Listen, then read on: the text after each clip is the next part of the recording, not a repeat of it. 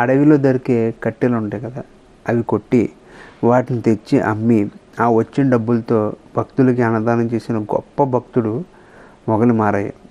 పూర్వం కన్నడ దేశంలో మొగలి మారయ్య అని చెప్పి గొప్ప శివభక్తుడు ఉంటాడు అనమాట.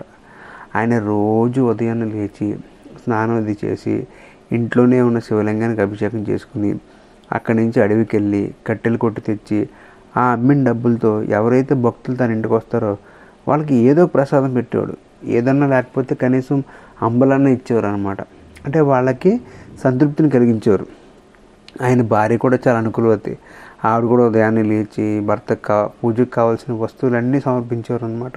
ఎంతోమంది భక్తులు ఆయన ఇంటికి వస్తూ ఉండేవారు అనమాట. వచ్చి ఆ అంబలు తాగి సంతృప్తి పడి వెళ్ళేవారు అనమాట. ఇలా ఉండగా ఒకరోజు ఈ మారయ్య ఇంటికి వచ్చి ఎవరైతే భక్తులు అంబలు తాగారో వాళ్ళే బసవేశ్వరుడు ఇంటికి వెళ్ళారన్నమాట. బసవేశ్వరుడు ఎవరు అంటే శివుడి ఆజ్ఞ మీద నందీశ్వరుడు భూలోకంలో బసవేశ్వరుడు అనే పేరుతో జన్మించారనమాట. ఆయన కూడా చాలా లీలలు చేశారు. ఆయన కూడా గొప్ప శివభక్తుడని తెలుసు చాలామందికి. కాబట్టి ఈ భక్తులంతా మారయ్య ఇంటి దగ్గర నుంచి బసవేశ్వరుడి ఇంటికి వెళ్ళారనమాట. అక్కడ బసవేశ్వరుడు అందరినీ పిలిచి అందరికీ గొప్పగా విందు ఏర్పాటు చేసి వాళ్ళకి కడుపు నిండా ఆహారం పెట్టారు. పెట్టిన తర్వాత అందరూ కూర్చుని ఇంక శివుడి గురించి మాట్లాడుకోవడం మొదలుపెట్టారనమాట. బసవేశ్వరుడితో అక్కడ ఎవరైతే భక్తులు ఉన్నారో వాళ్ళు మాటల సందర్భంలో నువ్వు ఎంతో మంచి భోజనం పెట్టావు, చాలా బాగుంది, కానీ మారయ్య ఇచ్చిన అంబలు ఉంటుంది అది మహా అద్భుతం, అమృతంలా ఉంటుంది అని చెప్పి అన్నారనమాట. ఈ విషయం వినగానే బసవేశ్వరుడు గొప్ప భక్తుడు కాబట్టి ఆయనకు అసూయ రాలేదు. కాకపోతే ఆయన లోపల ఒక ఆలోచన వచ్చిందనమాట, అంత బాగుంటే మనం కూడా ఒకసారి వెళ్ళి చూడాలి కదా అని చెప్పి.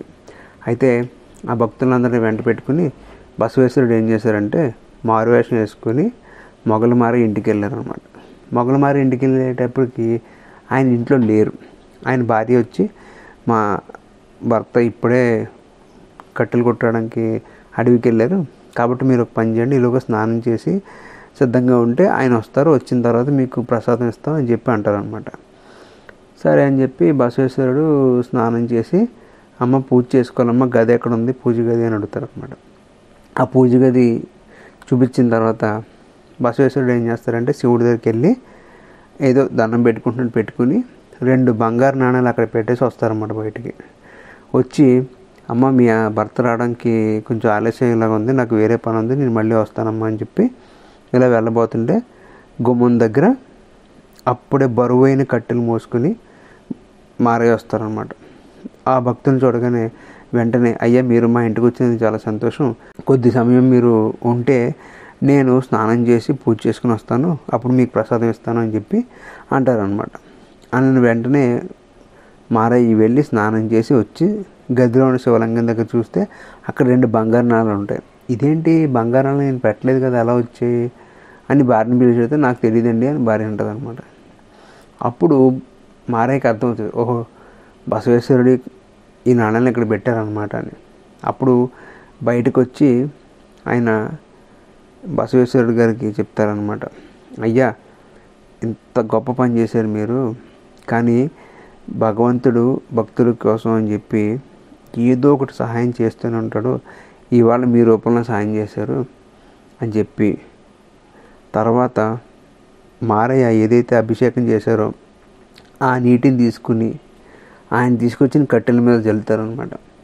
అది జల్లిన వెంటనే ఆ కట్టెలన్నీ బంగారపు కడ్డీలుగా మారిపోతాయి.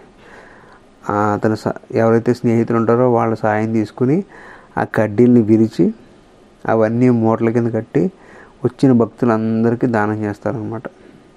అది చూసి బసవేశ్వరుడు ఆశ్చర్యపోతాడు, ఏంట్రా అనుకుంటారు, అంత శివభక్తి మారయ్యది.